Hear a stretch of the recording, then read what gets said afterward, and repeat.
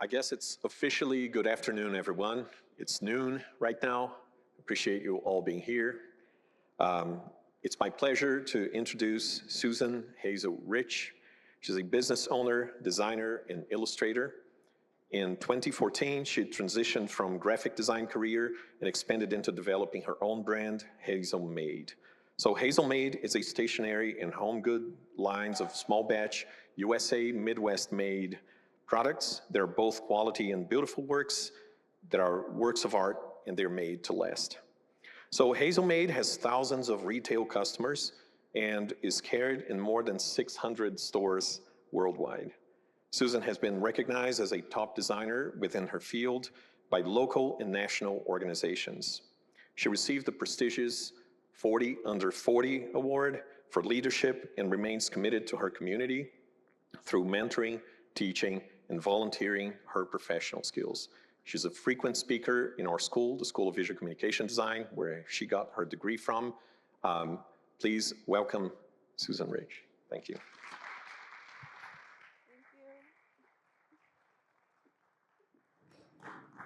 Hello, thank you all for being here today. I am really excited to be talking about failure and pivoting and reframing today. I'm excited to be talking about it because it's the thing that I wish I had heard when I was a student, but probably a little selfishly, I'm excited to talk about it. Every time I prepare for this, it sort of recenters me on the fact that I'm still continually pivoting and reframing and working through the ideas of failure. So, show of hands, who's heard of NPR's How I Built This? Anybody? So, huge fan of the show, but also this is not how I built this. So what I love about How I Built This is the stories of businesses building their brands. What I've realized along the way after listening to it for a while is that what's difficult for me is it's both reflects and doesn't reflect my own journey.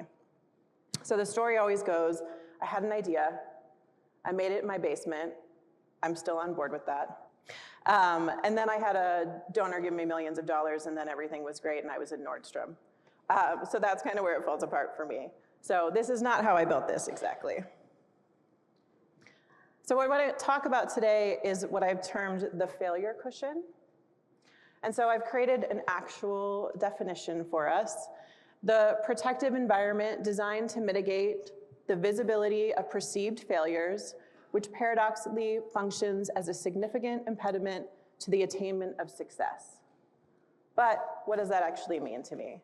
So the failure cushion is all the stuff that we put around ourselves when we're building something so that when we fail, or if we fail, we have something to sort of slide into and say, oh, that was just like a little hobby or a little side thing that I was doing. This is what I've been doing the whole time. This is the real thing. So the failure cushion is something that I realized along the way of my journey of building Hazelmade, and it felt like a really important idea to break down not only for myself, but to share with others as well. So in order to talk about what this failure cushion meant, we're gonna go a little bit on a journey of how I built this brand, but in a different way because there's not the millions of dollars that happened. But in 2013, I began, and what I really love about that time is that I just dove right in. I am such a perfectionist. I had those perfectionist skills honed when I went to school here for VCD. It's everything about graphic design, perfect, perfect, perfect, which is great. But what I think about this time, the work I was creating was not good. I'm actually entirely self-taught in illustration. So although I went to school for graphic design, I didn't do illustration classes. And so the work I was creating in illustrations then was not great. But I didn't even think about that, and I just dove in and started. In 2017, which was kind of the middle, I was trying to formalize and be more professional and really level up the brand. And then 2024, basically now, I've achieved all I could have dreamt of, and I'm wondering, like, what's next? So this is sort of the framework we're gonna walk through today.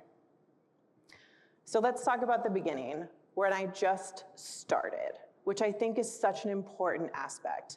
I wanted to transition away from my career in graphic design. I wanted to build something that was my own. I wanted to create my own artwork, and I just started. There's never a perfect time. You're never gonna be perfect. It's never gonna be all lining up and adding up. So I just started. So the reality at that time was that I needed income. I needed money. So I was doing Hazelmade a small percentage of the time, but I had design clients and I was doing freelance because I still needed money coming in to pay my bills. I was starting the brand out and I did need other things around me, a cushion around me financially to pay those bills. So during this beginning period is like 2014, 2015, 2016. In those early days, I was really chasing trends. I was so wrapped up in the expectations of what I should create that I was chasing things that I wasn't that good at. I was doing a lot of hand-done typography, not for me. I was doing a lot of illustrations that I just didn't connect with, but I was seeing on the internet, and I felt like, this is what people love, this is what they want. And then in 2015, I was swinging so far away from all of that that I was just creating like really wacky kind of different stuff, which was fine, I was exploring. And in 2016, I really began to see what I wanted to create and focusing in on what do I care about, what am I interested in, and what do I want Hazelmade to look like. So I think it's really important for me to always pause on what I was hearing at that time. So in the early couple of years of building Hazelmade, I was hearing, isn't this crafty? Your little business is so cute. Isn't this a wonderful little side hustle for you? A lot of people were like, oh, this is just your segue away from your career until you have children, and that it wasn't a real job. And these are actual things that I was hearing, and I think these are actual things that we can all connect with. It's that outside stuff that you're hearing and wondering, what am I doing? Is this true? I'm not really sure what exactly I'm building because everyone else is a little unclear too. And so then came the middle, and I just kept going. I'm hearing things that are kind of going against my dream and what I'm trying to build. I'm not sure. The work is kind of there, but not really there. A lot of people are doubting what I'm doing, but I just keep going. And I love this period of time for me because there was so much doubt. There was so much, when are you gonna get a real job? When are you gonna get back to that design job that you went to school for? When are you gonna do this, that, and the other? And I just like ignored all of that somehow and just kept going. And so there was like a real fear for me at the time. So at this time, Hazelmade still occupied about the same amount of my time. And I started to build out those real jobs around me. So I was still doing design clients, I was still having the freelance work, I was teaching, I had started an MFA program here at Kent State, and this is where that failure cushion really started to visualize for me. It was like, what am I doing? What's happening here? And when I look back with hindsight on that time, I realized that I was putting all of these real jobs, these real things around me, so that really what I was saying in my head is not if Hazelmade fails, but when, because everyone was doubting it around me, I was doubting it myself. And so I'd have all of these things to sort of slide easily into. And then when Hazelmade failed, be like, oh, you're right, that was a crafty little business, that was a side hustle. It was just a thing I was doing.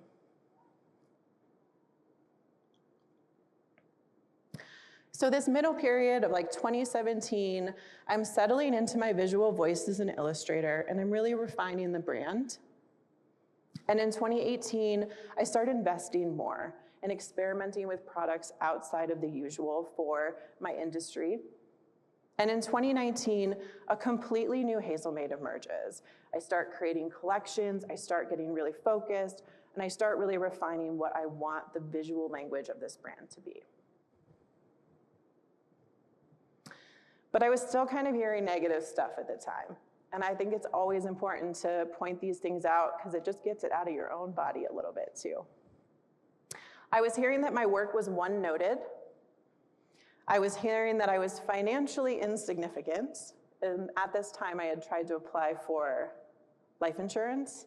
And I was told that I was financially insignificant, which that's fun.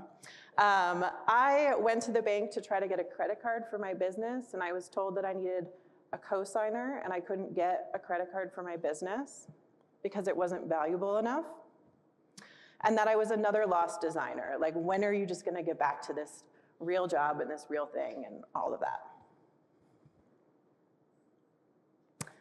So then there was a big shift, and I went all in. This photo is of a party that I had where it was in year 5 of Hazelmade. I had a party, it was a private event. I invited friends and family, the doubters and some of the supporters. I also invited people that I didn't know but I admired, which was not my idea, but a great one.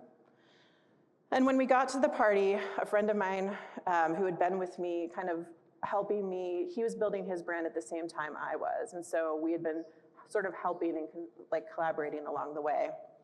He said, "You have to give a speech tonight." And I was like, "What?" I don't understand what's happening. And he said, "And when you give that speech, only thank yourself. Only talk about the work that you did and how proud of yourself you are, and focus only on you." Which, specifically as a woman, is very, very difficult to do. We are socially trained to thank our partners and our children and our family and all of the other things before ourselves. So if you haven't given a 15-minute speech and only thanked yourself for all the work that you're doing, building your brand or your business or your art practice, do it. You don't have to have a fancy party, although I love a fancy party, but you should definitely do it. You can have a couple of friends over and just try it. It's gonna be life-changing. So if nothing else, you leave here today, you're gonna schedule a 15-minute speech where you just thank yourself. So I did all of this, and during the speech, I also said, I am going all in on Hazelmade. I am not going to freelance, I'm not going to have design clients, I'm not going to be teaching anymore, I'm not doing anything else. I am just doing Hazelmade. And so again, I talked during this time about what I was proud of, that I was hardworking, that I am talented, that I'm an award-winning designer, that I have grit and perseverance, and that I'm valuable. And I think saying those things out loud is something that we have been told never to do, but it was so important because on the journey of building a brand and building this business, although I have an amazing team, I am doing much of this myself. And so no one's gonna build me up but me. No one's gonna be reliable on these things but me. And so having that time where you can say those things out loud to yourself allows you the space to say, it doesn't matter what everyone else is saying, all of this fear and all of this doubt, I believe in what I'm doing and I'm all in on me. And so I took the leap. Like, what happens to Hazelmade if I go 100% in, if I 100% believe in myself? So I did that in year 5 of the business, which was a good time.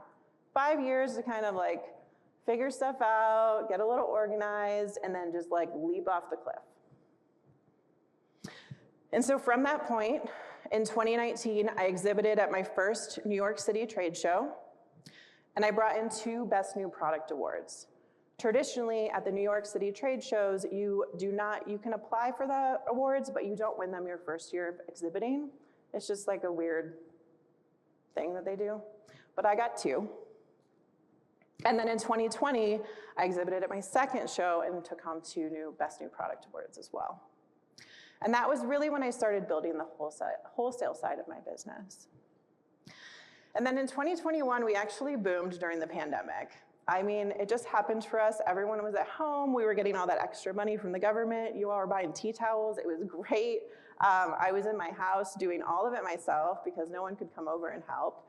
But we really boomed, and we moved into our first commercial studio space. And that's a picture of it. So what I knew at that time, and I knew it because I said it out loud and I owned it, and I went all in, is that I was an entrepreneur, I was a woman-owned business, I was a trailblazer and a mentor, and I was an industry leader, and I was successful. So that kind of felt like it was going to be the end of the story, but it's actually not. I hit a plateau. I felt like if I went all in and I had this party and I said I was proud and did all of these things and I take that leap, then like we're done, right? Like I checked it off and now I'm just gonna like keep climbing. What I have to constantly remind myself of, and I think it's so important, it's been ingrained in me forever, that like life is steps, that you do a thing and then you do the next thing and then you do the next thing and you just keep going up this ladder. But life is actually like a circular expansion. You're constantly learning, I'm constantly pivoting, I'm constantly being surprised, all of those things. So I'm kind of in the messy middle at this point. And the truth is, around year 10 of the business, about last year, I realized that I had been quietly giving up for a really long time.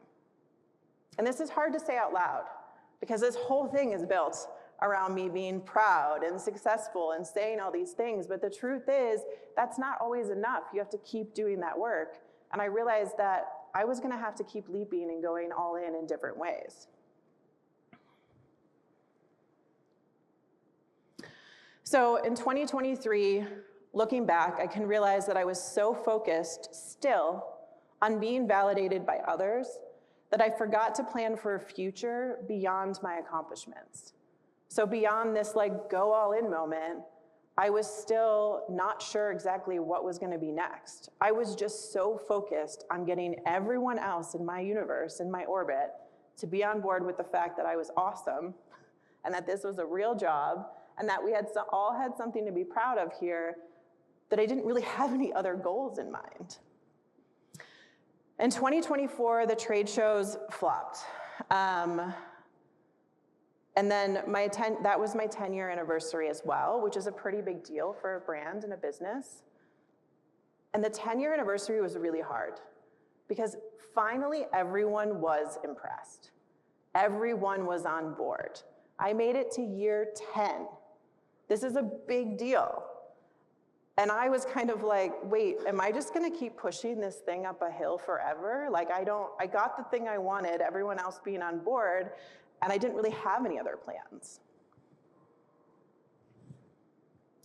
And so in 2025, I realized that the roadmap that I had, it just wasn't working for me anymore.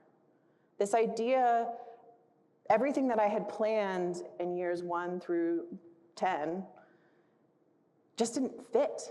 I didn't want to do it for another 10, 15, 20 years. But I also didn't want to give up. Like I still loved Hazelmade, and it was very, very confusing.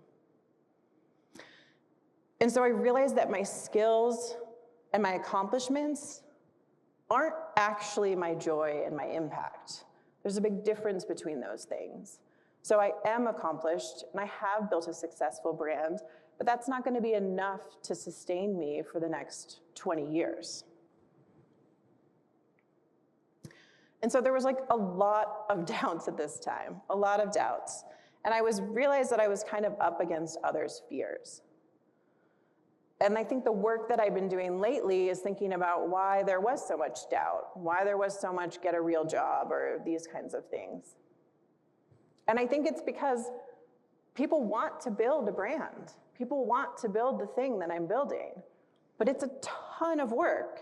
And if you're starting your brand or you're starting your business, I think you know that it's a 24/7 crying baby all of the time. And people want that, but they don't want to do the work. And what's special about everyone in this room is that you are interested in building that. You do have that grit. You do have that thing inside of you. And I think that's something that others see and they want to have it, and that's where doubt comes from. So I want to kind of break down some of these ideas that I was hearing because I think there's multiple ways that we can look at them. So side hustle can be thought of as a paid activity to supplement your income in pursuit of your passion, right? It can also be that a traditional idea that one's passions and incomes shouldn't align.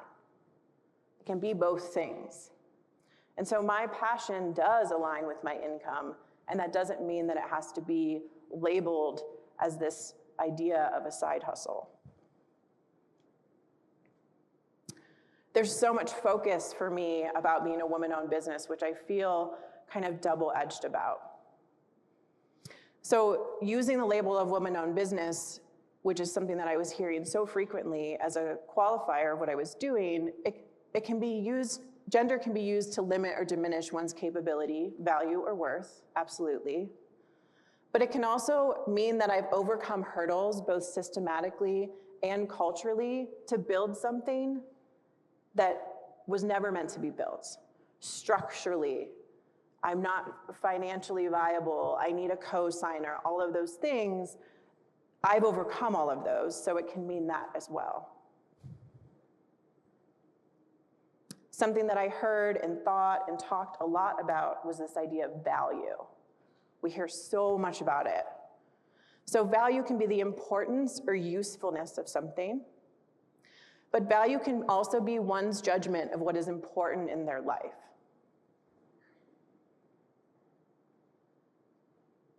Another idea that I hear and think and talk a lot about is this idea of worth. So worth is the amount equivalent to a specific sum of money, but worth can also be the amount of potential for what could be achieved. And what I've been thinking about a lot lately is the idea of skills versus impact.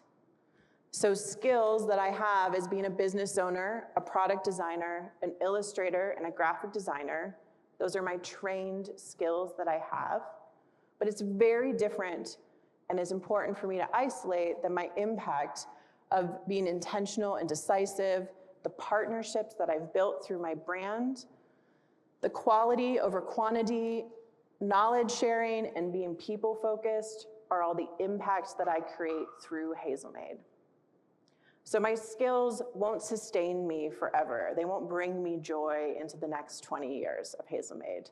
But if I focus on the impact, that will. So my business creates impact. It does not just house my skills, is what I am carrying with me into the next 10 years. So the future is always a mystery.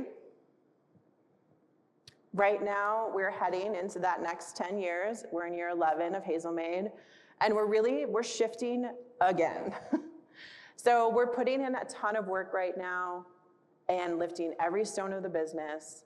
I have never grown more, and I have never leaped off of a cliff higher than what we're doing right now. It's really exciting, and it's a lot of work. It's really scary, but it reminds me of that year 5, when I had that party, and I went all in, and I gave that speech, and I'm doing that work again, just in a slightly different way. So we just moved into a new studio space. We nearly tripled the size of our original first space. We're still in downtown Kent. We still call it our home. My team is growing. We're hiring a professional, experienced team. We have folks who have experience in business and operations. That's like spreadsheet stuff, which is not for me, but it's great to have someone who can do that. We also have an on-team writer who specializes in marketing, can create schedules. We have product schedules now, and I'm helping alleviate the pressure. I was carrying everything for Hazelmade for the first 10 years. And now I finally have a team who's able to help me because of the investment that I've done over the years. This team is able to help me carry the load of the business, which is changing everything for me. Getting back to actually having time to draw and take time off of work and not work 7 days a week. So that's very exciting. And then I'm working more on being able to have time to be a mentor. And then I'm also doing coaching for myself. So right now I'm in a private coaching cohort with Lisa Congdon and Emily McDowell, and they're helping build the different aspects of the brand. So we meet every other week, and I receive coaching from those two very accomplished artists, which is great. And then doing some other coaching aspects as well with peers, and we meet once a week and review just different aspects of the business. So that's all I have for you today. That's the failure cushion, kind of in a nutshell. I think we're gonna do some time for questions. Thank you.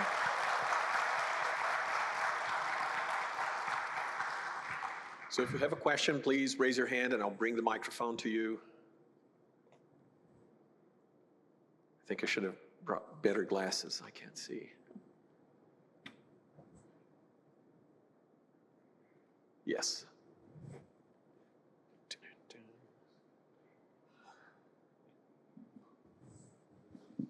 Hi, my name is Hayden. I'm a visual communication design major, and I loved all your story and everything, but I was interested if you were like looking to also have interns at Hazelmade, because I was like, I also was looking at your stuff, and I was like, I related to a lot of it, but I also like to be like more informed on it. So that was just my question, was like, are you looking to have other people to be able to be experienced in this area of design?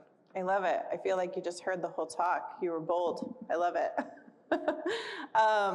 We don't currently have creative interns. I do offer mentorships.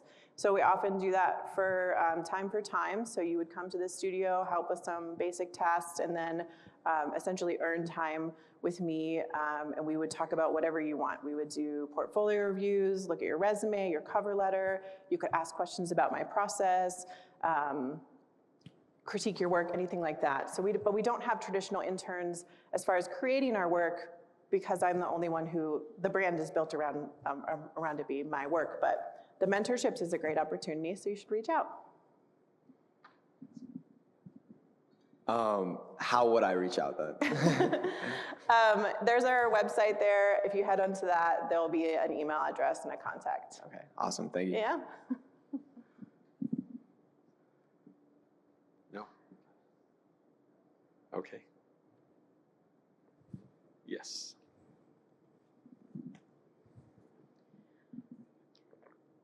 I'm not quite sure what my question is, but so with the failure cushion, like, is it necessary to remove it to be successful, or is it kind of necessary when you're starting out?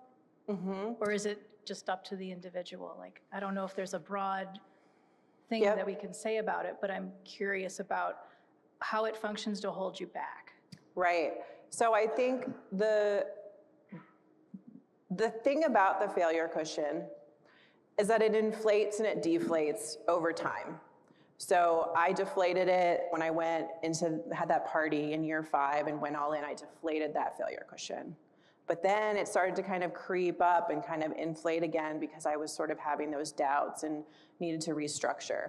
So I think it's more for me about being aware of the things that I put around myself as a distraction, and I'm constantly inflating and deflating that cushion, right? Something that I'm working on right now that came up in one of my coaching calls last week when I was being coached was the distinction between distractions and hobbies. So we're doing all this work right now for essentially the last 11 years. Maybe this is probably a little discouraging, but it's okay. If you love what you do, it's not. But for the past 11 years, I've been working nearly 7 days a week. I am all in on Hazelmade. I love Hazelmade. I love what I've built. I love what I do. I will wake up at 4 in the morning and go into work. I will not wake up at 4 in the morning for a lot of things. I will work 12, 18, 20 hours. I have to remind myself to eat. I love it so much. It's who I am. But we're doing a lot of work because that's not sustainable, right? I should probably sleep more. I should have a more broad life. And I think having that distinction as we start to hire this skilled team who can take some of the bags off of my back and help me carry some of this weight, I don't actually know how to have free time because I don't have any hobbies. So my birthday is coming up and I have asked for a sewing machine. I've decided that sewing is going to be a great hobby for me. I like sewing because it can be an identity. Like when you go to a cocktail party, what do you do? Well, I own a business called Hazelmade and I also love to sew. Like that works. I like that. I've tried it on. I just tried it on in front of all of you. And so I think I want to make sure that I'm articulating that it's not the failure cushion are those sort of jobs that take away from your job time. But then at some point it's important to have job time and like hobby time, which is what I'm working on right now. So I think that failure cushion and the distractions from the brand that you're trying to build, sometimes they're necessary, like in the beginning of my story when I just had to pay bills. So I did have a cushion around me, but it was a financial cushion. And then towards the end, when I was going all in, well, not the end, the year 5 party thing, letting go of those things that I could be focused on Hazelmade. And the work that I'm doing right now is, okay, how can we be focused on Hazelmade but also have like hobbies? Sewing, yeah. Does that make sense? Mm-hmm. I'll go this way first and then I'll go there. Oh, wait, Nick has a, yeah.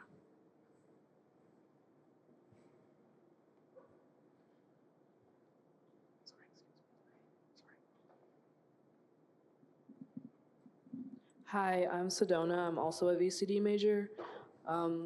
What like inspires your visuals and like the, I don't know, like the design choices you make? Like what inspires you, and like what advice would you give to someone who's like struggling inspiration-wise with their projects? Mm-hmm. That's a great question. So I very intentionally don't show a lot of my work during this talk, but I love that you're asking about it, so thank you. I think inspiration and motivation are also kind of that thing that inflates and deflates, right? And I want to recognize that it's really easy to look at a certain brand's Instagram or portfolio or client list or any of those things and realize like, oh, well, she's arrived. I should arrive too. Every day something is hard for me, and every day I'm learning, and every day I struggle to put pen on paper and draw something. And I don't mean that in a discouraging way. I think it's constantly a process as an artist because there are so many distractions. There's so much of that cushion around us in so many ways. So for me, I do a lot of florals, but I also do a lot of like vintage themes, fruits and vegetables and household objects. I am interested in the idea that what I make is not inherently interesting. So a million people could make a lemon tea towel, right? It's not that special. But there's something about the way that I create my shapes and I create my colors and my patterns that remind someone of the china pattern their grandma had, or the label on that one jam jar that their mom always had in the fridge. There's just some sort of connection with that vintage like packaging and textures. And I really love that my work is more important than being a lemon tea towel. And my favorite thing is when people come to me and they say, oh my gosh, I have to have this artichoke tea towel because I just went to Italy with my friend and we ate artichokes the whole time. Or the best one most recently is like a 9-10-year-old girl bought a tomato tea towel because she makes tomato sauce every Sunday with her Italian grandmother.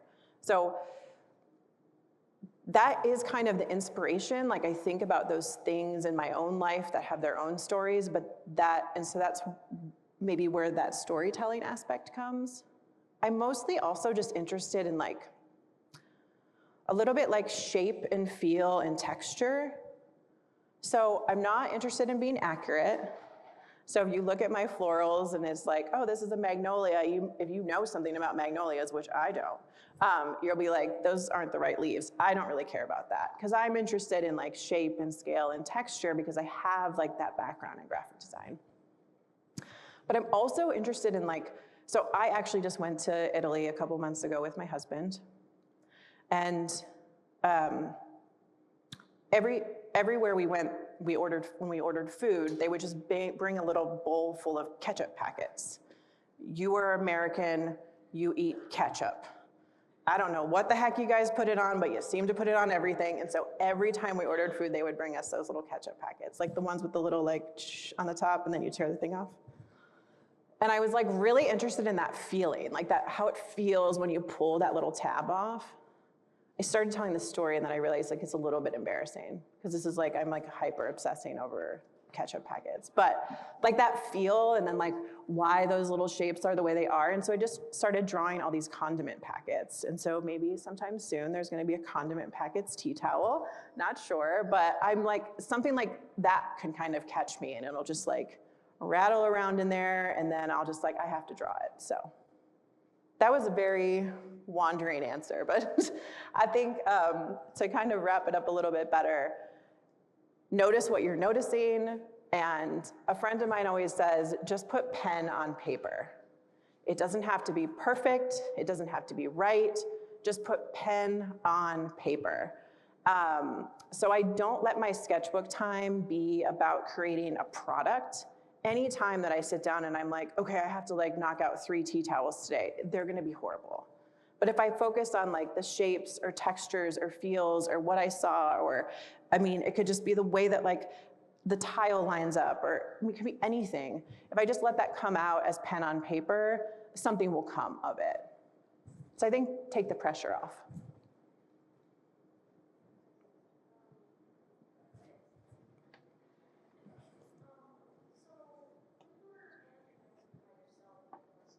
What would you say your day-to-day kind of looked like managing a whole business, you know? Sorry, I missed the first part. Could you ask me again? No, it's okay. So when you were managing your business by yourself in those first few years, what did that kind of look like for you, like on a day-to-day basis, like your process, how you manage certain things? Was it like a struggle? Yes, but it was exciting because I had worked for other people for a while. So I graduated and I had about 10 years, I had about 5 years of working for other folks. I worked in fashion publishing, small boutique design firms, et cetera.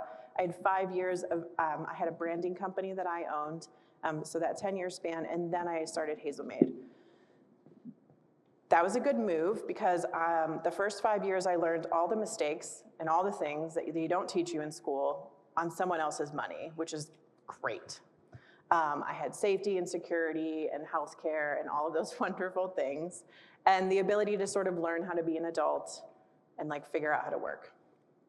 So when I started Hazelmade, it was difficult, and I had to learn so much, so quickly, all of the time. Every day I learned something, mainly about taxes, which we don't have time for that. But so even though it was hard and time-consuming and difficult, and I was working all of the time because I was trying to build this thing while still having design clients to financially help pay the bills, it was really exciting. I loved that work. And so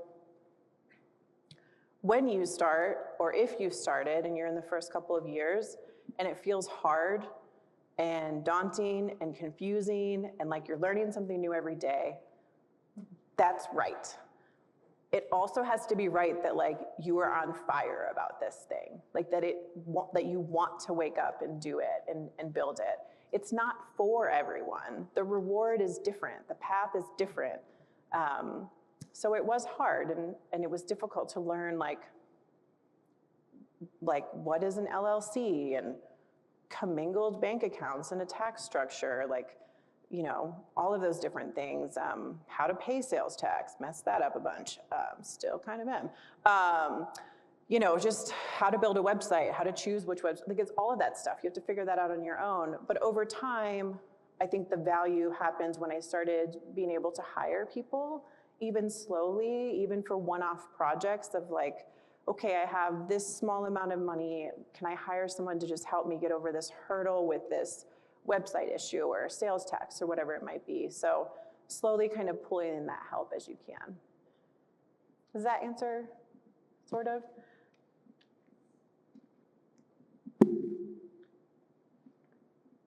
Any other questions?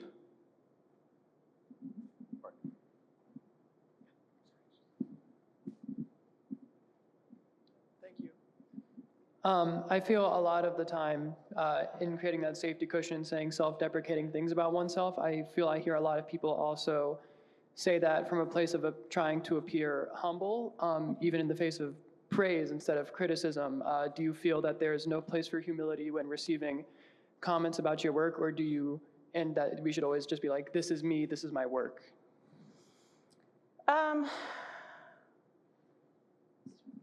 I think there is so much doubt stacked against me that I try to just focus on being really excited about what I'm doing. We actually were just talking about this morning in the studio. Yesterday, a new employee asked, one of the neighbors came in, we just moved to our studio, so a neighbor popped by to see the space. And the neighbor was saying, oh gosh, this is impressive. Wow, you really built this whole thing? Like, wow, okay, all right. Well, gosh, this is great. Like, so shocked. And so later that day, this new employee, she said, do you ever have imposter syndrome when people compliment you so much on that? And maybe this is the wrong answer, but it's the true one. I said, no, I actually don't feel that. I feel annoyed. I feel annoyed that because of who I am or how I look or how I show up, that there's so much shock and surprise that I would have actually built this thing. I think that idea of being humble is complicated because there is going to be so much doubt around what you're doing. You're doing something completely non-traditional, and I don't get me wrong. I do have doubts all of the time, but I don't really have time for that. Like, I just have to keep going and pushing, and there's going to be enough stacked against me. So I think that's just a little tricky because I spend so much time trying to not let that get in my brain because it's already been in there. I mean, we were all conditioned to behave a certain way with that. But the thing about building a brand is that you are doing that work on your own. And so I think you have to like be your own cheerleader in that sort of way. But I'm not scared to admit that like things were hard and I made mistakes and it's not always been easy. So I think that's part of the process as well. That was a great question.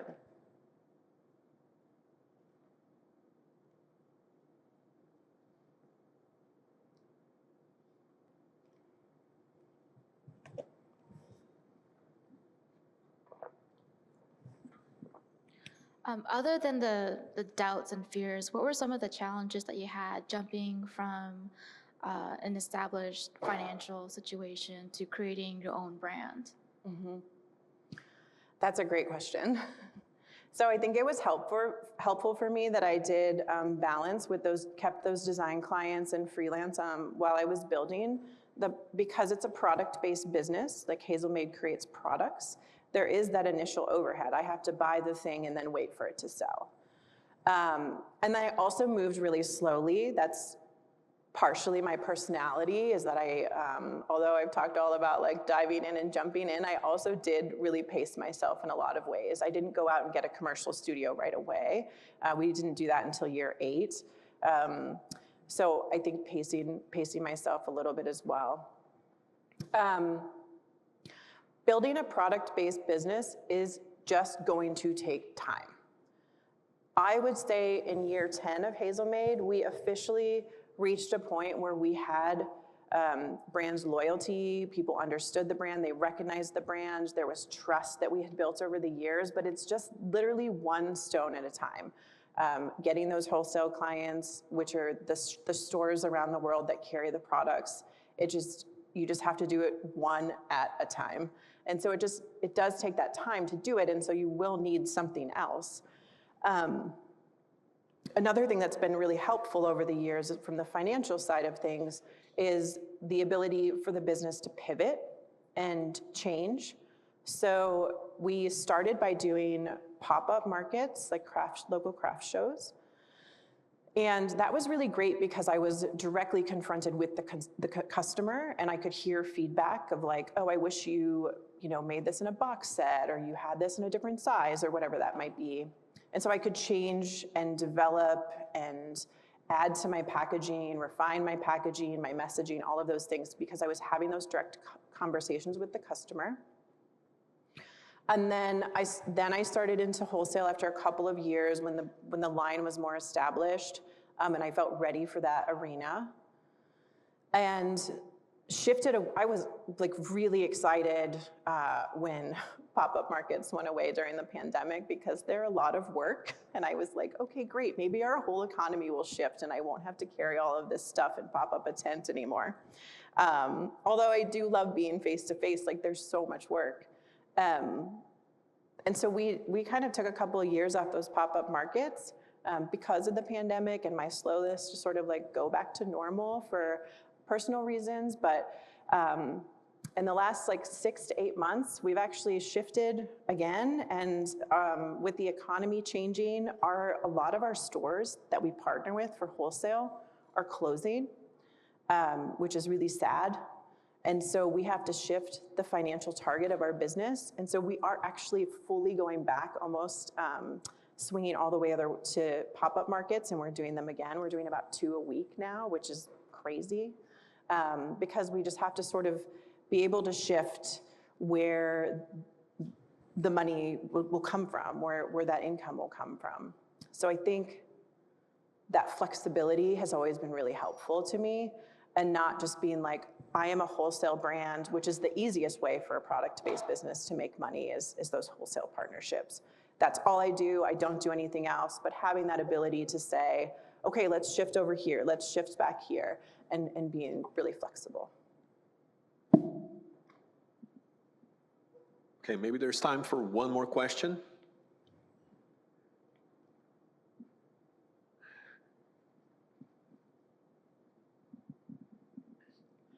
How did you decide like what your market was going to be? Did you know that you wanted to illustrate home goods, or did you just know that you wanted to illustrate? How did you identify like what you were going to make?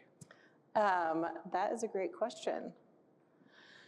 So my nephew was born, and I was a graphic designer.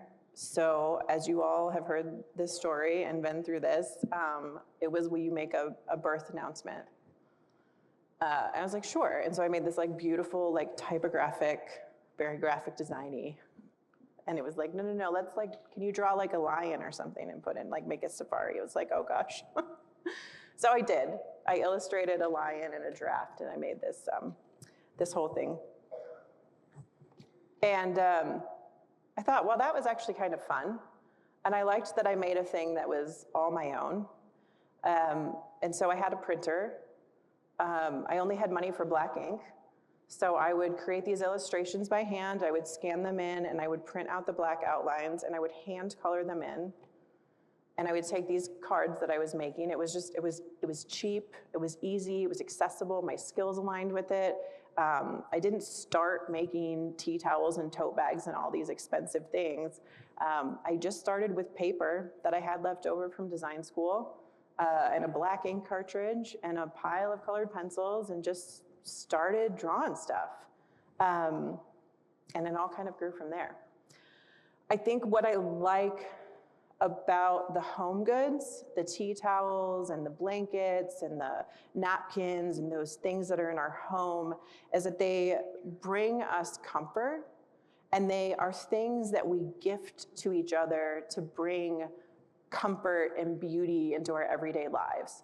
So my mom raised me to use the nice things. Like if it was a Tuesday and I was 7 and I wanted to get the nice china out and set the table for leftovers, she was like, yeah, like it's not doing anything in the cupboard. If I dropped a dish and broke it, she's like, just get a broom and clean it up. Oh well, like it's better to be used than to not. And so then as she got older and transitioned into different size houses, she would gift us these things, and she would gift them with the story behind it of like, so-and-so gave us this to our wedding, or I got this in a thrift store when I was here with your aunts, or whatever it might be. And I love having those things in our homes. And I love that Hazelmade can be one of those things that you see and it resonates with a story and a connection, and you get it for that person and you gift it. And I love that it's so much more important than me. That like, there again is nothing very special about a lemon tea towel, right? But when you see it and it connects to an idea and you gift it to that person and they have it in their home and they use it every day and they think, oh gosh, this person gave it to me, I felt so loved, it brings me joy, it's beautiful, I love having it. I think that's what I like about the home goods, is that they exist so much in the core of our lives.